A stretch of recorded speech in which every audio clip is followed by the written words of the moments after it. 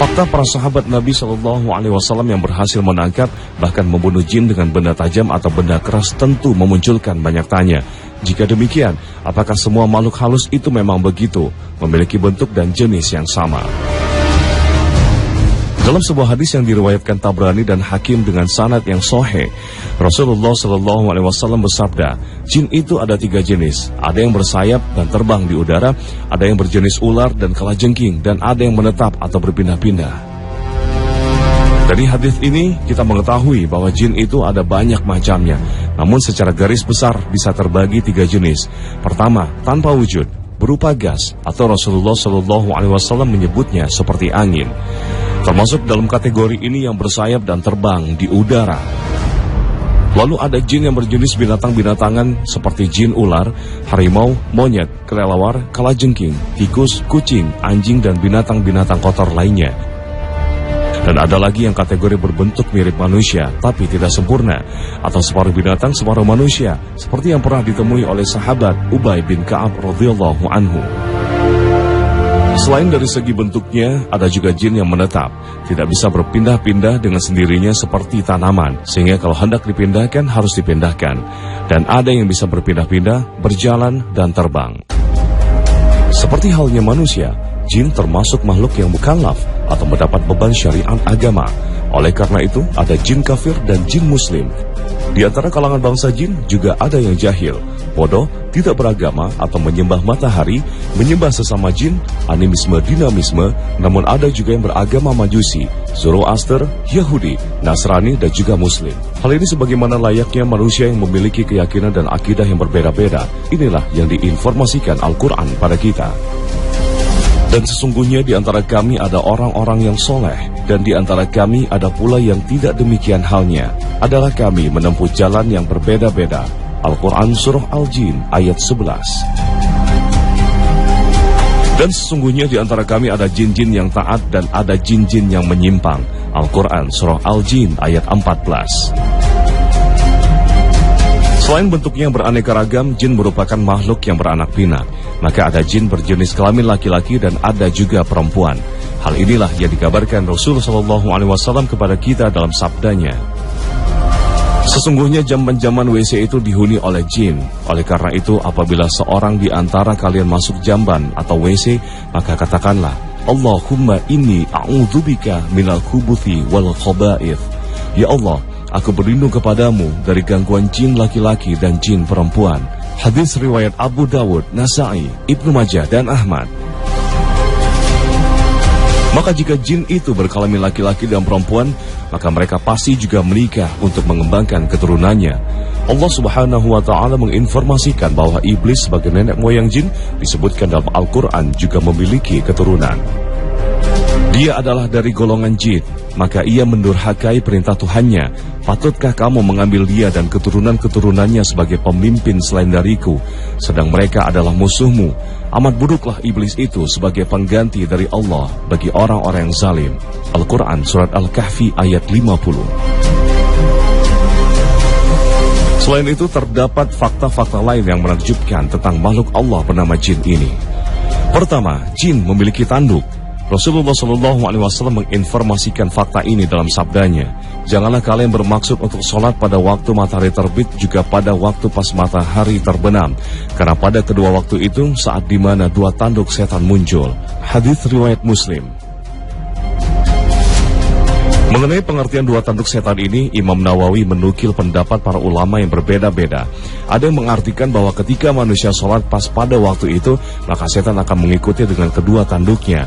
Ada pula yang berpendapat, ketika orang kafir sujud kepada matahari, maka setan berdiri di sana agar mengira dirinya lah yang disembah.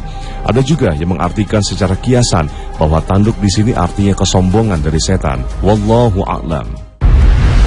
Selain itu, fakta lain mengejutkan tentang jin. Ternyata makhluk ini berukuran kecil. Fakta ini pernah diungkap oleh Ibnu Az-Zubair, bahwa suatu ketika ia melihat seorang lelaki memakai pakaian yang biasa digunakan ketika bepergian. Tingginya 1 jengkal atau sekitar 20-30 cm. Lalu Ibnu Zubair bertanya, siapa engkau ini? Makhluk itu menjawab, aku Izib. Ibnu Zubair berkata, apa Izib itu? Makhluk itu menjawab, Izib, ya Izib. Lalu Ibnu Zubair memukulnya dengan tongkatnya hingga makhluk itu lari terbirit-birit. Dalam hadis lain juga disebutkan bahwa jika dibacakan bismillah, jin akan mengecil seukuran lalat. Oleh jadi inilah ukuran aslinya jin. Walid Abu Malih menuturkan kisah ayahnya bersama Rasulullah SAW. Saat itu sang ayah dibonceng menaiki onta oleh Rasulullah.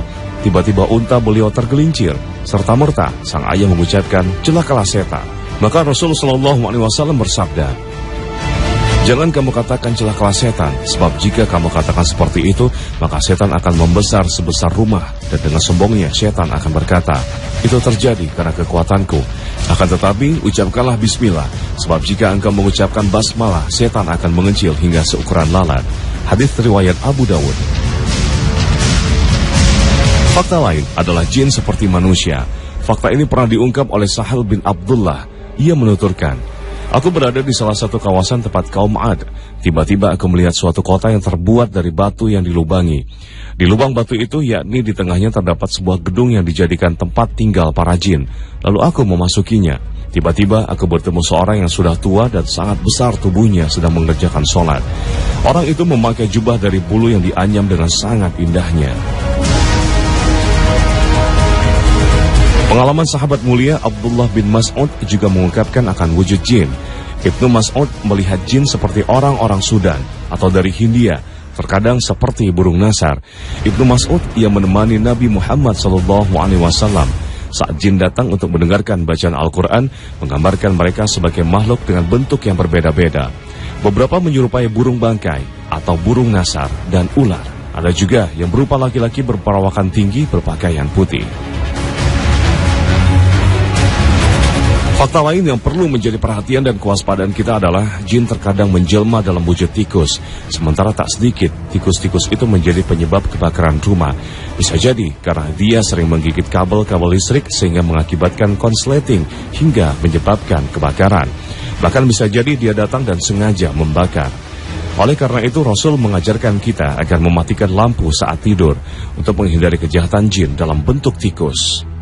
Ibnu Abbas menuturkan, suatu hari seekor tikus datang menyeret kain yang dipintal, kemudian dilemparkan ke hadapan Rasulullah SAW yang sedang duduk di atas tikar. Kemudian kain dipintal yang dibawa tikus itu terbakar persis sebesar uang dirham. Rasulullah SAW kemudian bersabda, apabila kalian tidur, matikanlah lampunya, karena syaitan seringkali berwujud seekor tikus. Hadis riwayat Abu Dawud.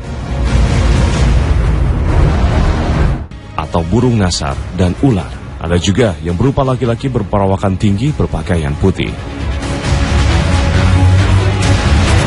Fakta lain yang perlu menjadi perhatian dan kewaspadaan kita adalah jin terkadang menjelma dalam wujud tikus. Sementara tak sedikit, tikus-tikus itu menjadi penyebab kebakaran rumah. Bisa jadi karena dia sering menggigit kabel-kabel listrik sehingga mengakibatkan konsleting hingga menyebabkan kebakaran. Bahkan bisa jadi dia datang dan sengaja membakar. Oleh karena itu Rasul mengajarkan kita agar mematikan lampu saat tidur untuk menghindari kejahatan jin dalam bentuk tikus.